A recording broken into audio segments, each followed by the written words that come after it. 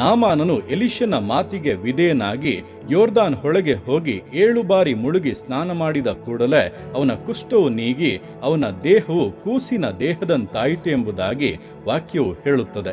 ಅಂದರೆ ಅಸಾಧ್ಯವಾಗಿದ್ದಂಥ, ಗುಣವಾಗುವುದೇ ಇಲ್ಲ ಎಂಬುದಾಗಿದ್ದಂಥ ರೋಗವು ವಿಧೇಯತೆಯ ಮೂಲಕವಾಗಿ ಕ್ಷಣ ಮಾತ್ರದಲ್ಲಿ ಗುಣವಾಯಿತು. ವಿಶೇಷವಾದಂಥ ಬಿಡುಗಡೆಯನ್ನು, ಸಂತೋಷವನ್ನು ಜೀವಿತದಲ್ಲಿ ಅನುಭವಿಸಿದನು.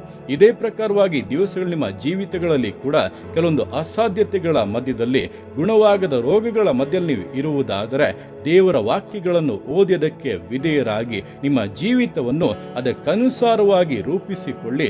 ಖಂಡಿತವಾಗಿ ನಿಮ್ಮ ಅಸಾಧ್ಯತೆಗಳು ಕೂಡ ನೀಗುತ್ತವೆ, ಗುಣವಾಗದೇ ಇರುವಂತಹ ರೋಗಗಳು ಕೂಡ ಗುಣವಾಗುತ್ತವೆ. ಯೇಸು ಕ್ರಿಸ್ತನು ತನ್ನ ಗಾಯವುಳ್ಳಂತ ಕರಗಳಿಂದ ಮುಟ್ಟಿ ನಿಮ್ಮನ್ನು ಪೂರ್ಣವಾಗಿ ಗುಣ ಮಾಡುತ್ತಾನೆ. ಆರೋಗ್ಯವಾಗಿಯೂ ಪರಿಪೂರ್ಣ ಸಂತೋಷದಲ್ಲಿಯೂ ನೀವು ನಿಶ್ಚಯವಾದಂಥ ಮೇಲುಗಳನ್ನು ಕಾಣುತ್ತೀರಾ.